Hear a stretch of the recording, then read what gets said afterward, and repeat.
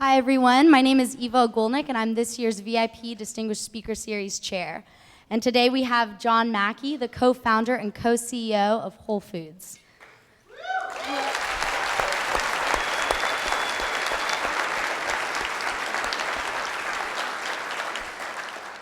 John has devoted most of his adult life to selling natural foods and building a better business model. A leading practitioner of empowerment management, the co-CEO of Whole Foods Market helped build a $9 billion Fortune 500 company that is now one of the top 20 supermarket companies in America. In 1978, he co-founded Safer Way Natural Foods with Renee Lawson. And in 1980, Whole Foods Market was created. Now they have 298 stores in the US, Canada, and United Kingdom. John and the Whole Foods Market leadership team are firm believers in decentralization and the ideas of self-empowerment.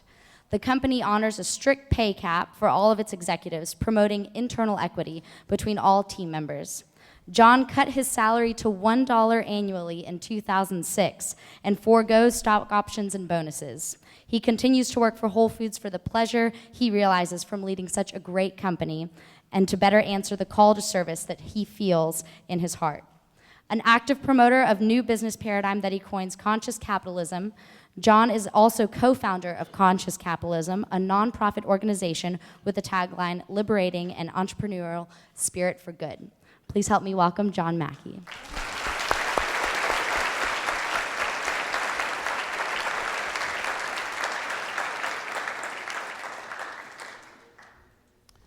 Welcome, John. Thanks for subjecting yourself to this ordeal. So far, it's looking so pretty far, good. So it will be fairly painless. We'll have about a half an hour of me asking some questions, and then we'll turn the questions over to the students, and it'll get harder at that point in time. So we really appreciate that. Well, tell us a little bit about the young John Mackey. What was your first job, and how did that lead to, or how did you begin to think about entrepreneurship or business as a career path? My first job. First job was, I guess I was working for my dad because we didn't get an allowance. So if you wanted any spending money, you had to do the chores in the house. So that started very young. First, I suppose, job that out of the house was, grew up in Houston, and I guess I was working at AstroWorld. And I did that for a couple of years, and I worked as a counselor in a boys' camp, and I was a dishwasher at a few restaurants in Austin. So I've got this resume: boys' camp counselor, dishwasher, CEO Whole Foods Market. What did you learn on those first few jobs that are still relevant for your career today? You know what I learned? I learned I don't like authoritarian bosses. Yeah, I really don't. And yeah, part of my philosophy is not to really have that at Whole Foods. That's interesting. Let's talk some more about the attributes you think you have. What do you think what do you think you have that sets you apart from your peers now and the peers that you've faced throughout your career? I don't know, because that involves judging other people, and I don't really like to do that. So I don't know what sets me apart. I can talk a little bit about maybe what I'm good at, so it sets me apart or not. One thing is I think I'm pretty self-aware, which means I have a pretty good idea what I'm not good at. And I think a lot of entrepreneurs get some success, and it's like a drug, and it goes to their heads, and they start thinking that they're geniuses and they can do everything. And I know I'm not good at a lot of things. So I would do what I was good at, and I'd make sure that we hired other people on the team that sort of complemented my strengths by making up for my weaknesses and deficiencies. So, for example, I'm really bad at, I think people's weaknesses come out of their strengths, and I really believe in people. And the good thing about that is it oftentimes helps people to, they want to live up to my expectations. Right. On the other hand, I'm oftentimes make mistakes about people because I see their potential. I don't always see their weaknesses that well. And I depend upon other executives to kind of cut through that for me. And particularly in promotions. I see the potential, and I count on the rest of the team to sort of save me from those mistakes. I'm a very creative guy. I have a quick mind, very creative.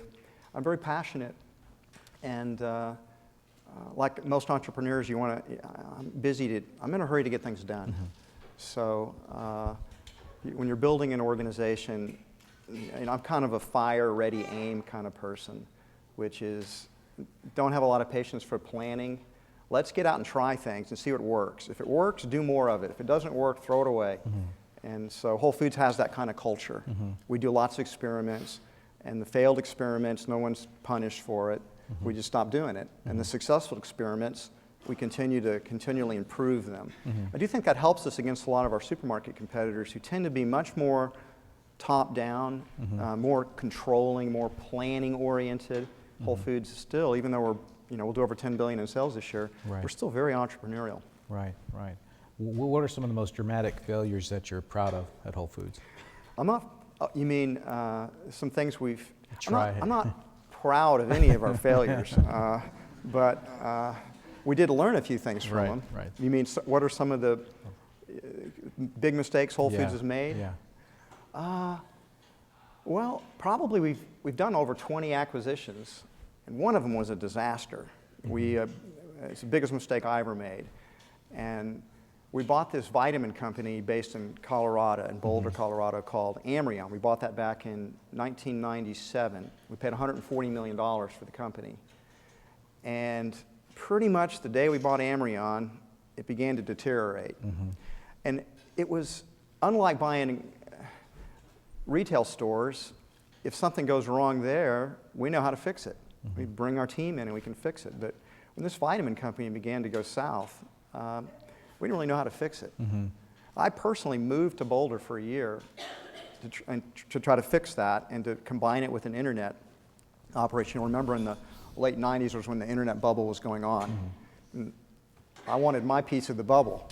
And it was a disaster. And that was a huge mistake. So I'm not proud of it, but I'm proud I recognized it was a mistake and got out of it before it was even a bigger disaster. Yeah, there you go, who are some of the people you admire the most and why? What's my time range? From the beginning of time, or do they have to be alive today?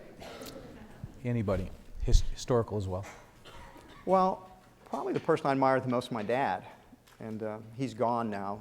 He passed in 2004.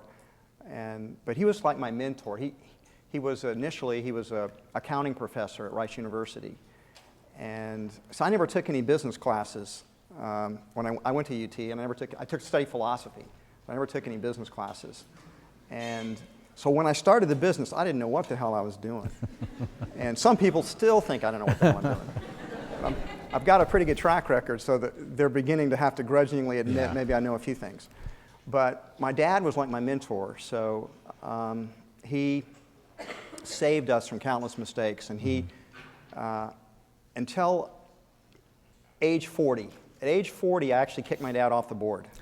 And because Whole Foods was public at this time, and we were trying to grow the business, and my dad looked around in his balance sheet, and he realized most of his net worth was tied up in Whole Foods stock at that point. So I think he was in a different phase in his life, and he got very conservative. Yeah. So I said, look, sell your stock and get off the board, because we're going to blow and go here. Yeah. And, but still, I really admire my dad. I admire the people historically who've been ethical leaders, who've had a lot of courage. People like Gandhi, Martin Luther King, Lincoln, people like that. People that are alive today, the person I probably most admire in the world is Muhammad Yunus. He's an amazing man. He's the coolest guy I've ever met. And I really, really admire him a great deal. He's the founder of the Grameen Bank and has a vision to end poverty. And Whole Foods is working very closely with him and his organization. And from a business standpoint, I admire all the entrepreneurs, guys like Michael Dell and Stephen Jobs and Bill Gates. Really admire Warren Buffett. I think he's educated a whole generation about how to invest. So those kind of guys. Mm-hmm. Yeah. But what are you still working on personally? Is there anything you haven't mastered yet that you're working on? Is there anything I have mastered? Tennis, piano? I'm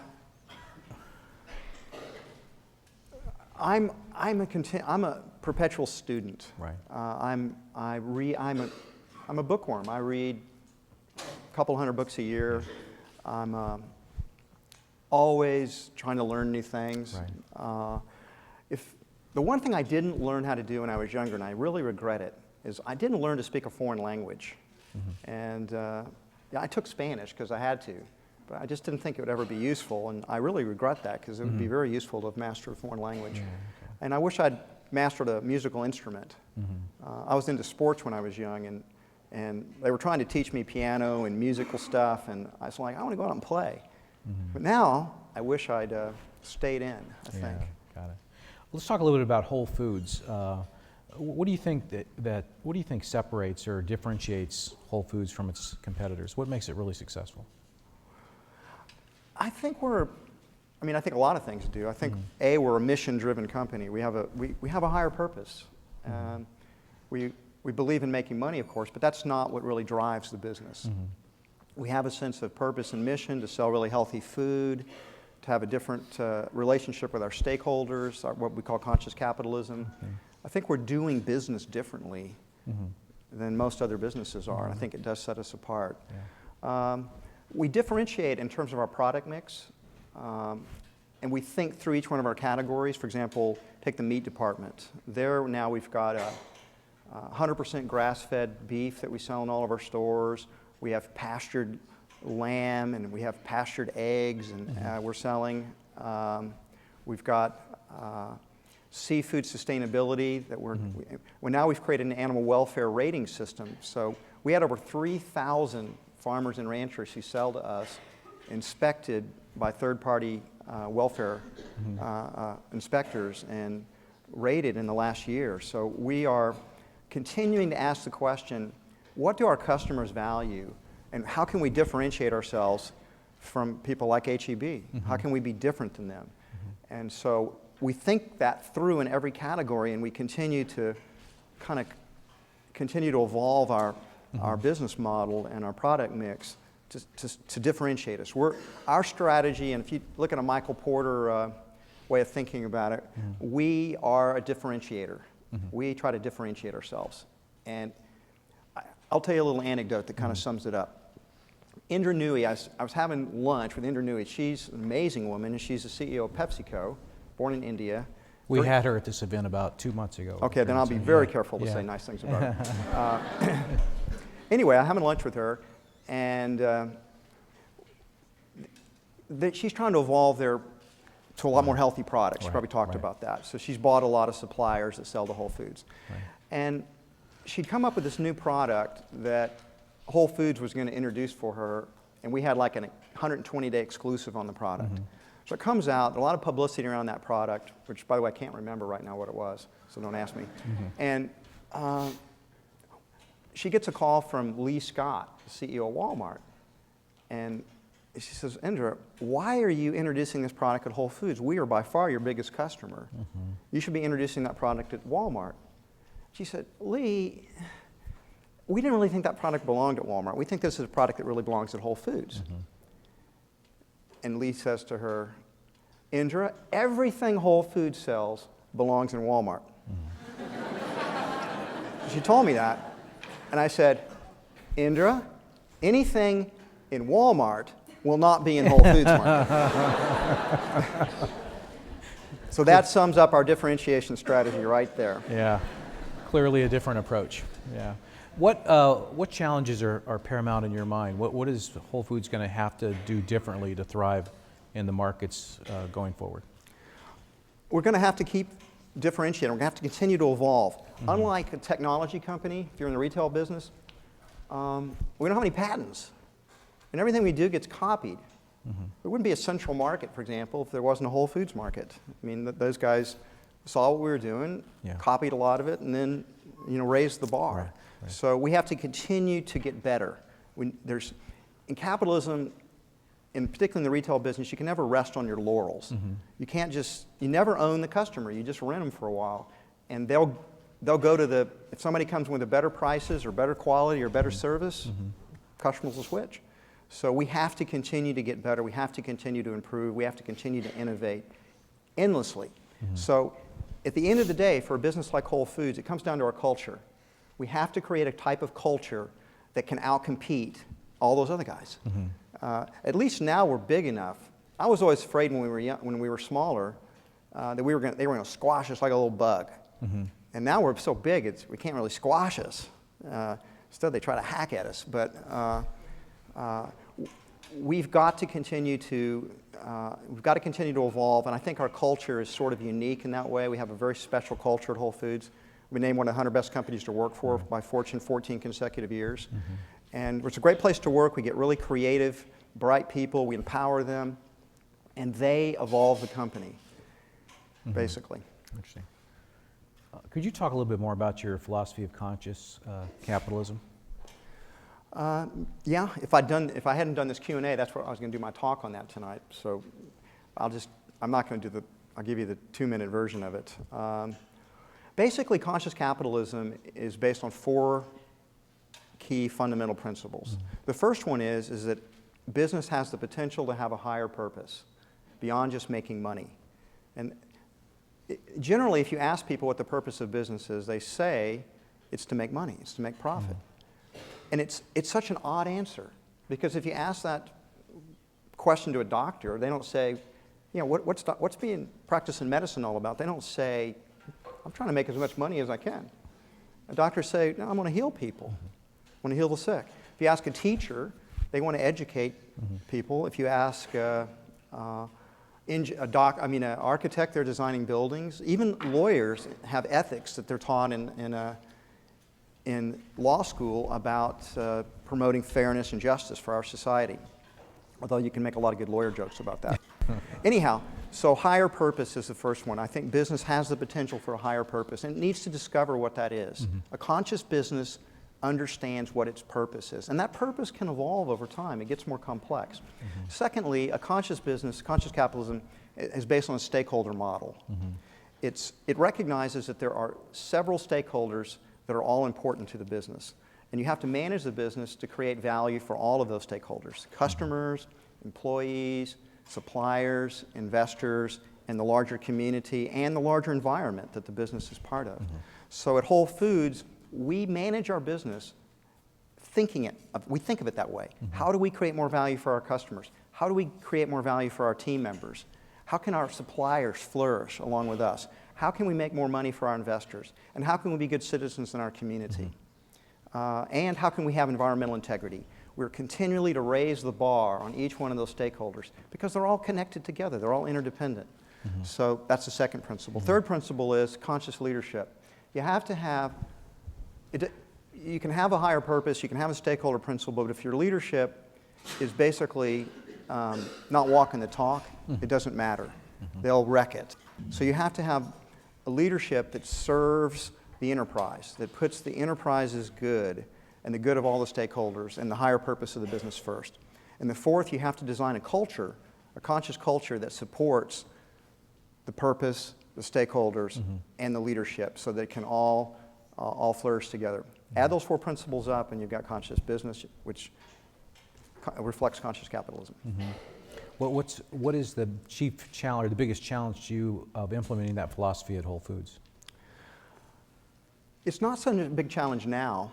It was a bigger challenge earlier because the world's a very skeptical, cynical place. And even now, I like to joke, our stock is up, our market cap's over $10 billion right now.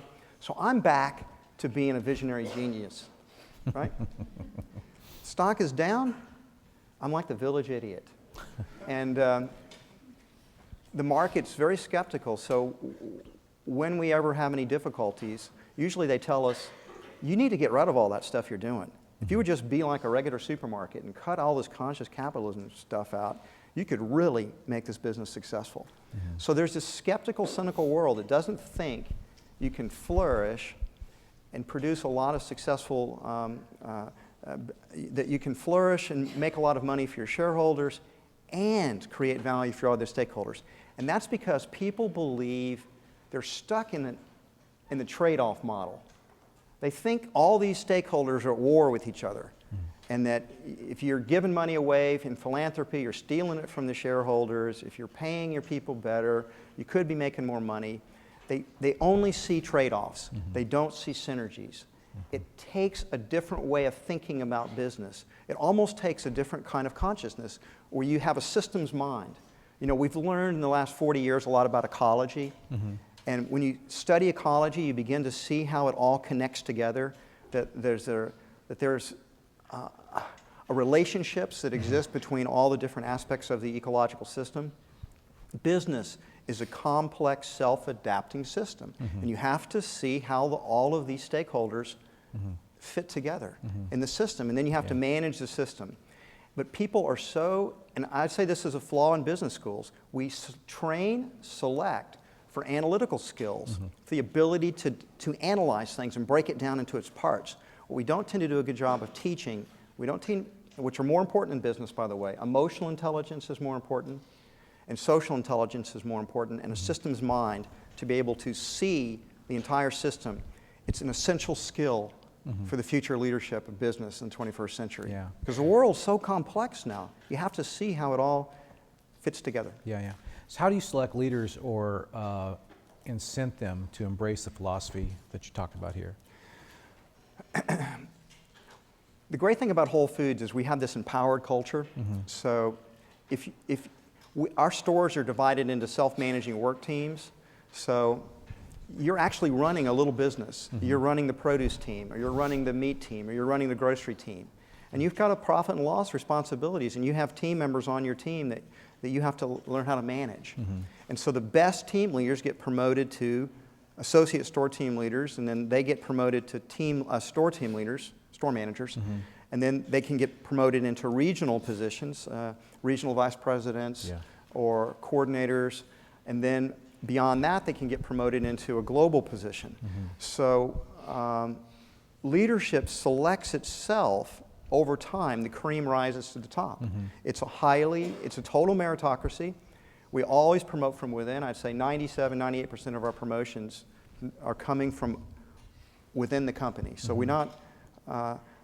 the leadership becomes more skilled through trial and error and through actually running small little businesses. So Whole Foods selects leadership talent based on their success in operating smaller units, and then you can see who can do it. So it makes it easier. The hardest thing is picking between really capable, competent people. That's much harder. But we interview in groups. We don't.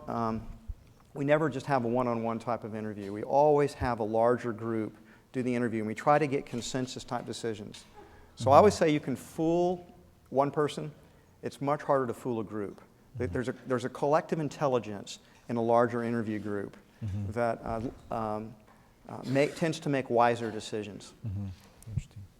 What's the best piece of advice you were ever given? I would say that the best piece of advice that I was ever given, which I'm about to give to you, is follow your heart. Follow your heart.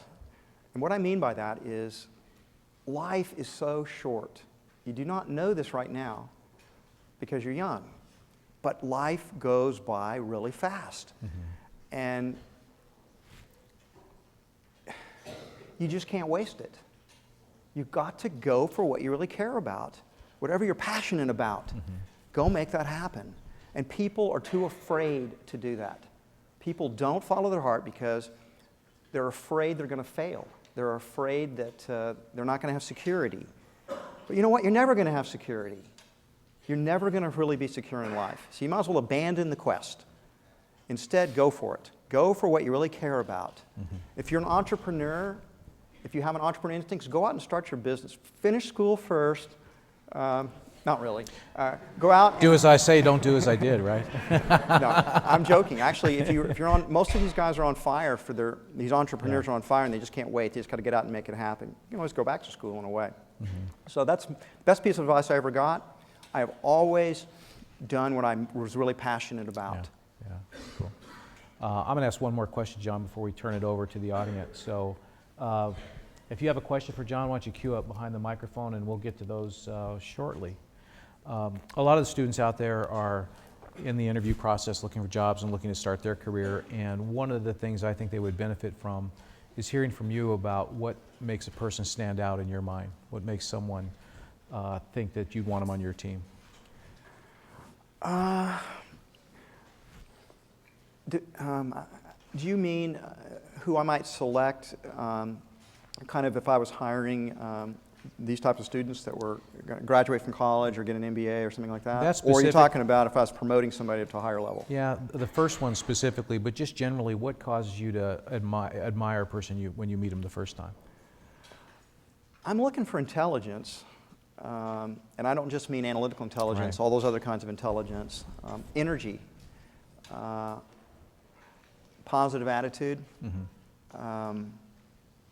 People have integrity.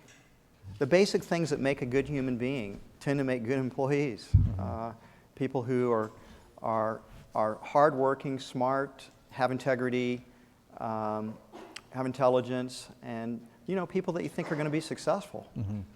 Because Whole Foods is not running. We do lots of cool stuff for the society, but we want the best people we can find, and we have a lot of people that want to work for us. So we pick the very best people we can find, and that's usually within those qualities I just named. Got it. Good. Will you please ask your question? Please identify yourself. Yes, my name is Rebecca Mogg, and I'm a law student here at UT. First, Mr. Mackey, thank you for joining us. And second, pardon my appearance. I came from the gym today. But I'd like to know... I was in shorts like an hour ago. So, what can you tell us about legal challenges you've seen in your career at Whole Foods, maybe a few years ago with the merger and acquisition, but anything you'd like to talk to us about? yeah. I got a thing about lawyers. I'm not really fond of lawyers. That's okay. I won't take it personally.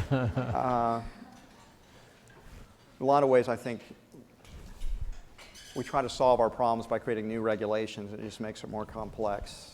And we have lots of legal challenges at Whole Foods. I will say, I've been in business 32 years now. How long has it been? I didn't even have a lawyer working for this company for almost the first 20 years.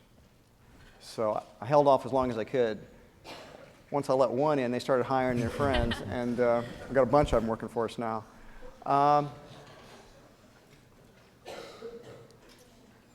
If you do what you say you're going to do in business, you got to keep your promises, and you got to make sure you honor your contracts.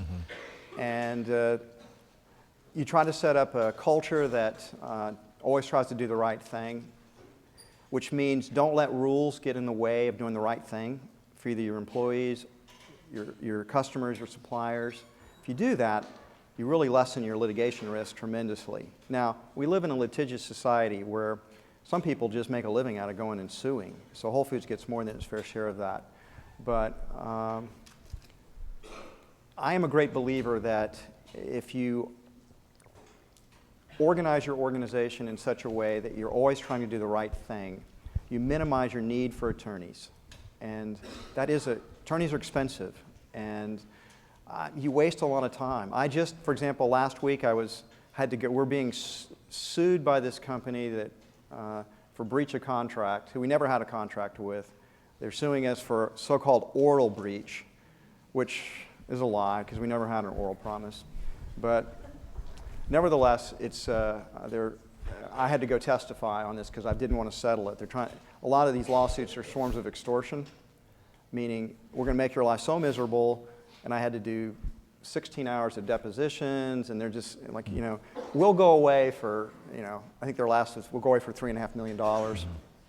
And I said, you know what? We did right by this company, and these guys are trying to screw us. We're going to fight it. And so I don't know if I'm answering your question or not, but did you want to drill down a little further on anything? I'm sorry? Did you want to drill down on the question a little further? No, it's fine. Okay. Thank you. Hit the next question. Good luck in law school. Yeah. Thank you. Hi, John.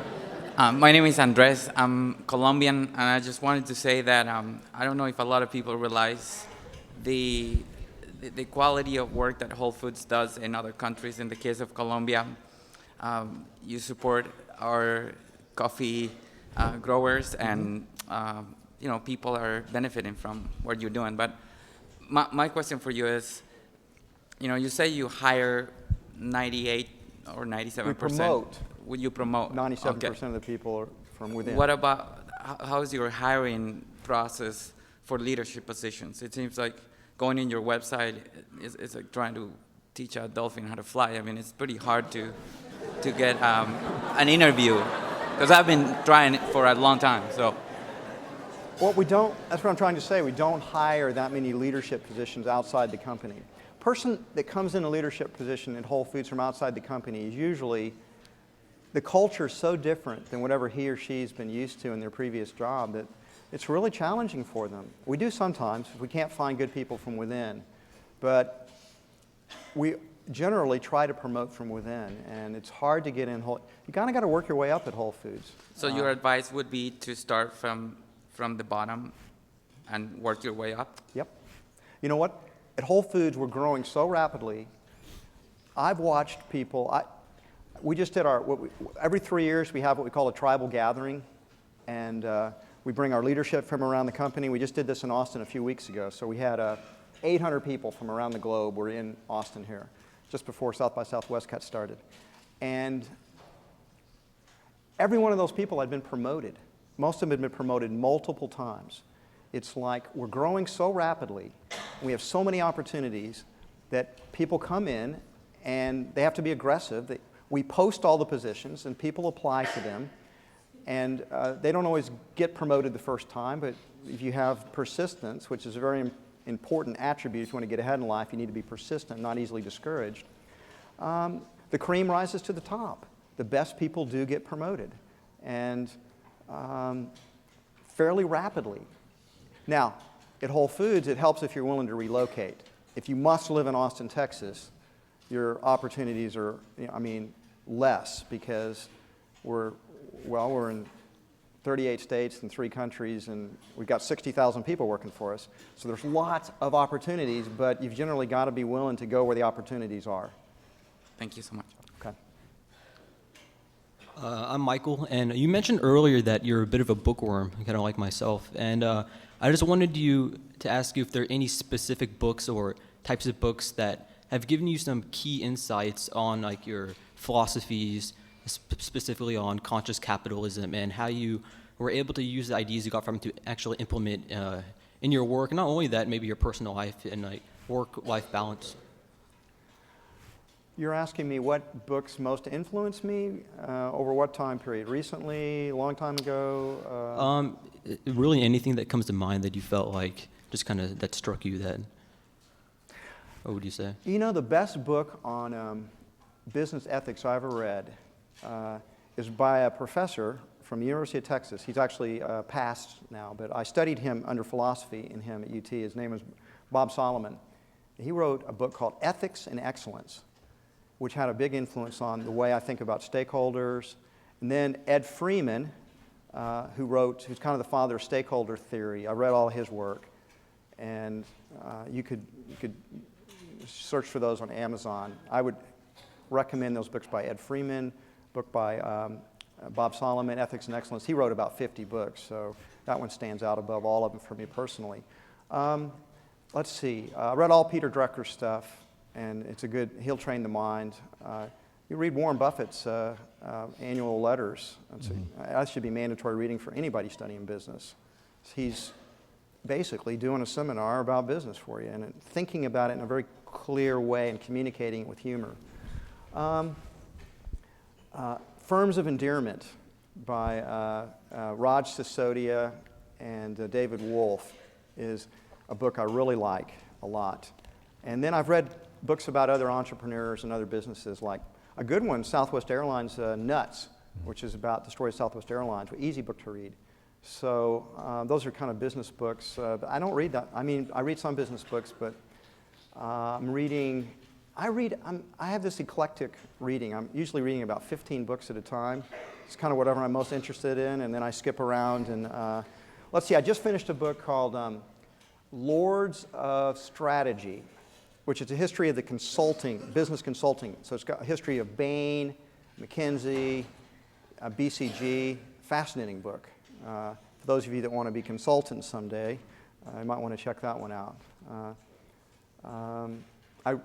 Let's see, what else? Lots of philosophy. I read a lot of books on ethics. If you send me an I better be careful there. If you grab me sometime, I'll give you some more books. All right. Thank you very much. Hi, my name is Kate Ron-Kanan. I'm a graduate student in the communications school. Kind of to piggyback on the lawyer's question earlier, the law student's question, now that you're in multiple countries, how are food labeling laws affecting Whole Foods? What are some of the challenges? I know that Great Britain has much more stringent rules about labeling things organic or cloned. And I'm wondering, since you stated earlier that sometimes a company has to change its mission, sometimes it has to do the right thing, even if you go against the rules, if you're trying to push for better labeling in the US, or what Whole Foods' stance is on that?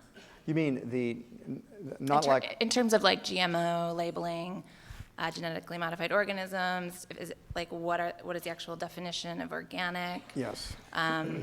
Specifically cloned milk from cloned cows. Sure, Whole Foods we think that all should be labeled. So people could because people care about it, that ought to be mandatory labeling. In fact, it's been difficult even for a long time to be labeled something that it didn't have GMOs in it, because the lobbying efforts of people like Monsanto are so powerful that they actually want to prevent people from saying it doesn't have GMOs in it. I'm just wondering if you guys are pushing for more transparency. I don't think labeling laws are good in the United States. I have a friend, a dietitian, who teaches a class on label reading, and his first principle of label reading is never, ever, ever believe anything you read on the front of a label. And he gives all these examples of all the lies that are marketing stuff that's there. He says, and you should only look at the ingredients and the nutrition labeling. That's the only thing of value on the label. And we could certainly improve that quite a bit, because a lot of it's confusing to people. So I have a lot of definite ideas about how the labels ought to be, but take us too long to go into it, I think. Thank you. You're welcome. Hi, my name is Carlos, and I'm an international relations student. My question was about how you go about motivating your employees I actually have two questions, but how you go about motivating your employees to be so enthusiastic, so happy about working for Whole Foods. Because every time I go into Whole Foods, I end up having a 10-minute conversation about cheese. And that guy is just so happy to talk to me about Gruyere. Well, here's the thing. You really can't motivate anybody else. That's very important. That implies that we'd sort of do something to somebody. It's a lot easier to select enthusiastic people who want to talk about cheese when you hire in the first place. But then we have a culture that once you create a conscious culture, it selects for its own kind. And it has a company has like an immune system. And the people that don't fit into the culture, the immune system begins to select them out and get rid of them. So it's hard to create a culture like that, but once you have it, it sort of self-perpetuates itself. But we do a lot of things that encourage it. Again, we have a higher purpose. We have a mission as a company. We've organized our teams into self-managing work teams. We don't have an authoritarian culture. We care about our team members. We want them to self-actualize themselves. We want them to move up Maslow's hierarchy of needs. We want them to fully flourish. We care about our team members, and we prove that every day. We walk the talk. And so I think it's normal human condition for people to fundamentally be pretty happy. I think that's the human condition. If we set up the environment that allows that to happen, and we give permission for people to be that way. A lot of people don't think they have permission to enjoy themselves in the workplace. And a lot of companies, they don't. So our business philosophy in some ways is very simple. Management's job's to hire the very best people they can find and train them, the team members, and then help them to be happy in the workplace. That's management's job. Help the team members to be happy. The core value at Whole Foods Market, team member happiness and excellence, core value. It's at the essence of what we're doing. And then happy team members naturally want to give good service to the customers. Happy team members result in happy customers result in happy investors. That's the stakeholder philosophy. It's all interdependent. You have to manage all of them so that all can be flourishing and successful. That's our secret. I don't know why everybody doesn't do it. Your barbecue people are great I'm just curious, as well. how many people here, I have a question for the audience. How many people here hope someday to have you start a business, to have your own business? How many of you think of yourselves as entrepreneurs? That's fantastic. I'm going to give you the most important secret. If you will put the customer first and take care of your customer, you will probably be successful in business. You know why? Because so few businesses actually do that. I'm always astounded. Every time I get on an airline besides Southwest Airlines, I'm always astounded at the crummy service I get. It's like, hello, I'm paying a lot of money here, and you guys, you don't even care. It always fascinates me. Not that I want to get into the airline business, but it just seems like there's market opportunities there. But if you take care of your customers, you'll flourish. And the key to taking care of your customers is the people that work for you they've got to be enthusiastic. They've got to be excited. They've got to be happy. So if you make them happy, they'll make the customers happy, and your business will succeed. It's not rocket science, but very few do it. All right, my second question. I was actually going to ask Gary Hoover how you would feel about this, but I have such a great opportunity to ask you Don't myself. ask Gary Hoover how I feel about something. How would you feel about a peopleofwholefoods.com? How would I feel about what? Peopleofwholefoods.com. Have you ever seen a peopleofwalmart.com? Peopleofwholefoods.com. And I don't know what that is. The people, are they customers or Yeah, employees? it's just different. It's pictures of your customers and sort of shows Oh, you mean on our website? a profile of who your customers are, Yeah. who you're aiming for. You're asking me who our Yes. customers are? How you would feel about a website like that? He's proposing a business idea. Not quite. You should have a website that features your customers and highlights their lives. Yes, how would and you feel what about they're- that? As someone. Oh, that's probably a pretty good idea. All right. Thank you very much.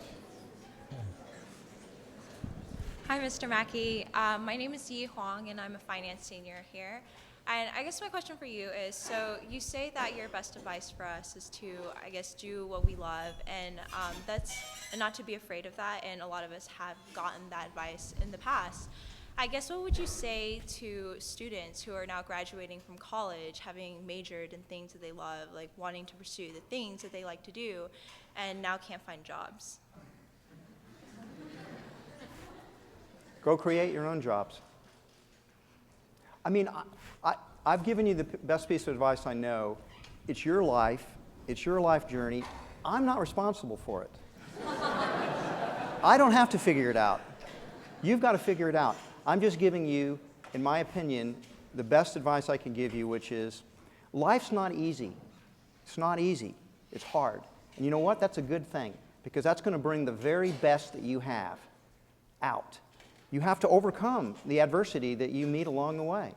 I have had an amazing amount of adversity. It's been very difficult. I have wanted to quit numerous times. You have persevered. You have to persevere. You don't give up on your dreams, but you have to fight for them. And you have to struggle sometimes. And that's the way life is. If you don't like it, I'm sorry. It's the way it is. Okay, thank you. My name is Bridget Scanlon. I'm a research hydrologist at UT and a very big admirer of Whole Foods. I was just taking my daughter up to Boston recently, visiting schools, and one of the things she liked was that there was a Whole Foods nearby, and it's kind of a nice, nice thing. I was wondering, how secure do you think our future food supplies are? As a hydrologist, 90% of global freshwater resources are used for food production through irrigation. And I was wondering if you consider the water aspects of food production, and if you would ever consider labeling food with their water footprint. I understand you're a vegan, and so you're not eating very high up on the food chain, and that's very good for water. So I just wondered what your thoughts are. Well, first I'll make a comment. It's very interesting. Funny thing about it is when you get successful and everybody wants your opinion about everything. Like people ask me questions about, what about China? And what about, I'm a grocer. What do I know about China? And you're a hydrologist. I'm not going to match wits with you about water. I mean, what do you think? I think we're not going to change our ways. I think it's great that you have pasture-fed beef, but I think you should advertise its water advantages then, because you're not. Hopefully, that pasture is not being irrigated. I think I'm not sure if people were aware of how much water went into food, like 15,000 liters per kilogram of beef, whether it would change their minds or just make them guilty. But maybe it would slowly change how people think about what they eat, and eat lower down. And then maybe if we use up all that, then our choices will just become more limited, and then we'll just have to live within what we have. One thing I can tell you about customers, they don't like to be preached at. They don't like to be made feel guilty. It's not good business. We're teaching people how to eat healthier and eat lower on the food chain, but we're not judging them. We don't have signs up our meat department. Think twice before you buy this. Look at the water that went into producing this beef, and you're not very environmentally responsible if you're eating animal foods. That's a very bad business strategy. I'll tell you right now, you don't want to judge and condemn your customers for their choices. You want to support them in their choices while trying to educate them in a non-judgmental way. You're absolutely right about water. It is a real issue, and the biggest issue is we're emptying out a lot of the aquifers, and they're probably going to, we have net deficits, but we're also eroding our soil, our topsoil at a rapid rate. So it's a good thing we got some good hydrologists on the case. Thank you. Thank you. Hi, I'm Jeffrey Lee. I'm a second-year business student here, and I was just curious about what you believe is an improvement that is necessary for Whole Foods in the future. How does our company need to improve? Or what are some of the stuff we're going to be doing? Yeah. I guess something that you believe is going to be really important for Whole Foods to consider in the future. I'm on fire about this idea, so you're going to get my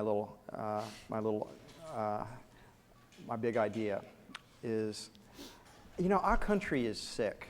I'm just going to give you some grim statistics.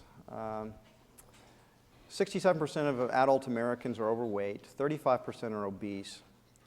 If you look at the diabetes increase in America, it's unbelievable how quickly type 2 diabetes is growing and spreading. Your generation is the first generation in American history who probably is not going to live longer than their parents. Sad but true. Because we are so degrading our health, it's frightening. And we're going bankrupt to boot. We spend so much money on health care.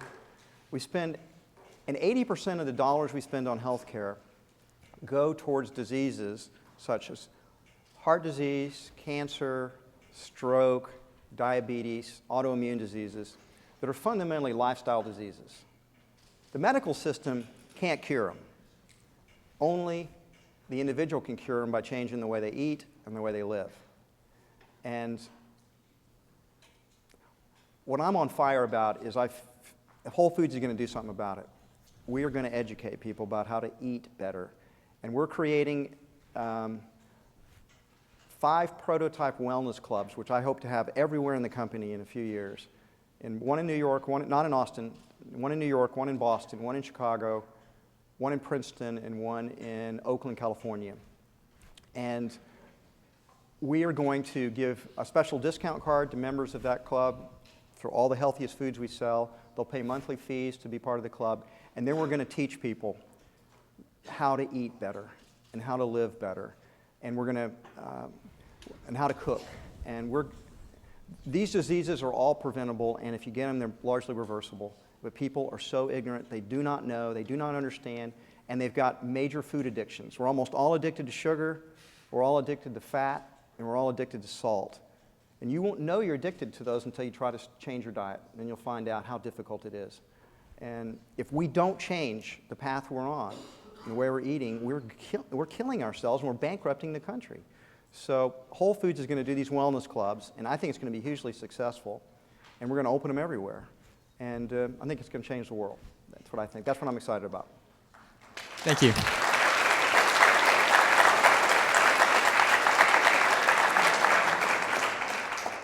Hi, my name is Anuj Kandwal. I'm a third-year business honors and finance major here. And my question for you was, Whole Foods has had fantastic growth over the last few years. And I know you mentioned that Whole Foods needs to stick to differentiating itself. But what do you really see a growth strategy to be? Is it moving abroad, going to some of the emerging markets? Or just what do you think Whole Foods' growth strategy needs to be in the future or moving towards the future? Well, don't misunderstand me, but I really don't like that question because we don't have a growth strategy. We've got a mission, and we're going to fulfill our mission. And, of course, to better fulfill our mission, we need to continue to grow and open stores. So we just don't think about it quite the way you're articulating it, so I wanted to get that out there. But in terms of what we're trying to do, we're so far from having saturated the United States. There's not one market we're in where we can't open more stores. So we have 304 stores open right now, 59 stores in development, I think, something like that. Right. And I think we'll have 1,000 stores in the United States someday. And now we're very successful in Canada. We're accelerating our growth in the UK. We're starting to look around at another country to go into. So I do think Whole Foods has great international potential. But that's not our main driver. We're not going to be like Starbucks and have Whole Foods everywhere, I don't think. It'll be more selected, the countries we go into. Mm-hmm. But it's mostly still by opening more retail stores. Okay. And we're, again, the market's continuing to develop our way. As people become better educated about eating healthily, they naturally, a lot of them migrate our way. So more stores. Sure. Thank you. My name's Jackie, and I'm an international nutrition undergrad. So this was a little off for me. I thought there'd be something, and I'm really glad that you said what you did about obesity and diabetes, because that's drilled in my head all the time, and it really scares me how sick our country really is. And I really want to applaud you for recognizing that and making a really big change in your organization. But my question was more towards the Whole Foods Foundation and what you're doing with micro entrepreneurship. The Whole Planet Foundation? Mm-hmm. Whole Planet Foundation. Right. And how that kind of got started, and if you have to be a team member to actually get involved. The answer to that last question is, depends on what you mean by getting involved, but yeah, probably. In terms of like our volunteer programs, you'd have to be a team member. So we have volunteer programs in 4 countries. We've got our own little mini Peace Corps. The Whole Planet Foundation, for those of you who don't know, is a foundation we started about, about 6 years ago now. And I was so impressed. Oh, we talked about books I liked. Here's one. If you read The Banker of the Poor by Muhammad Yunus, it's an incredible book. And I read that book and I thought, man, this is it. This is an incredibly important solution to poverty. And people can lift themselves up rather than through foreign aid or handouts. The people, you engage people as entrepreneurs. And so now we're in, I guess we've loaned out $15 million now. We're now in 29 countries. And they're all in places we trade. So we ask the question, and the origin of Whole Planet Foundation goes something like this. We've always seen ourselves the community stakeholder. How do we create value for the community stakeholder? And we normally used to answer that question meant we were good citizens in the communities where we had stores. But then we asked the question, do we have any responsibilities as citizens, not just in where our stores are located, but in other countries where we're trading? And we asked that question and we said, yeah, I think we do. Why not? And read The Banker to the Poor. Coincidentally, got to meet Muhammad Yunus pretty soon after that. Loved that guy. And I said, how can Whole Foods get involved? And it turned out they were looking to do more international stuff. I said, how about if we work with you? He said, sounds good. And we posted a position, got an ex-Peace Corps. Actually, the guy that started Book People, Philip Sansoni, before he did Book People, he was in the Peace Corps for 8 years. So he's done a major amount of developmental work. And he applied, and he got the position, and he's built a team. So now we've started in Costa Rica, and then it was Guatemala, and now we're in 29 countries. We'll be in 56 in just 2 more years. We have 27 countries in development right now. And we set a target of to make $200 million in loans within the next 10 years, and to be in 100 countries by then. So it's going great guns. We do have a volunteer program that goes to 4 countries. Team members volunteer for about 30 days, and it's pretty life-changing, the team members that have done it. So you look like just the right person we like to hire. So Chacos? Is that what? Exactly. You've got the uniform already. Got it. Perfect. Thank you. We have time for one last question. Hi, Mr. Mackey. My name is Lauren Huey. I'm a graduating senior with a finance degree. My question is regarding the characteristics that you mentioned that you look for, being emotional and social intelligence, the kind of positive energy, and also integrity. Right. Some of those are more apparent, first meeting, being positive energy. So what about those like emotional intelligence and integrity? How do you guys, what kind of tactics do you use to identify those characteristics in someone, and what ways can we better communicate to potential employees, our employers, as well as just people we meet, our integrity and our emotional intelligence? The thing is that you can't develop those in other people. That's something an individual develops within themselves. All you can do is create an environment that encourages people to develop it. But you can't, it's very difficult. It's why the business schools can't easily teach emotional intelligence. You can teach the theory of it, and if you have an understanding of the theory, then in a sense you can begin to make choices that will help you grow in that area. I mean, the most important skills for emotional intelligence are self-awareness. You have to be aware of your own emotions and your own inner processes to a certain extent. And secondly, you need to be able to empathize with others. You have to be able to listen well, and you can teach listening skills, and you can encourage people to empathize. Our culture is a very communicative culture, so in a sense we select for emotional intelligence. And because we're organized into teams, those people who just can't get along and are not good team players, they basically, to get on a Whole Foods team, I don't think I told this before, but you have to get voted on by the team. You're on probation for the first 30 to 90 days. Then the team takes a vote on you. And it requires a 2/3 positive vote for you to become a team member. So if the team doesn't think you fit, they're not going to vote you in. So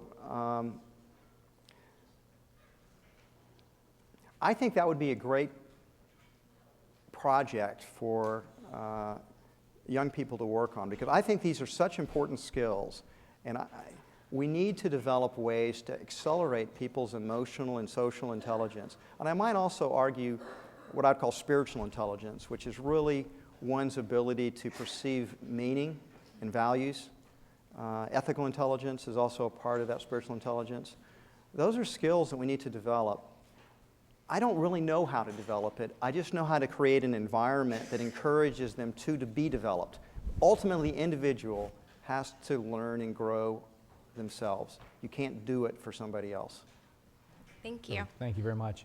Well, I want to thank all of you for attending today. Thanks, John. Thank you.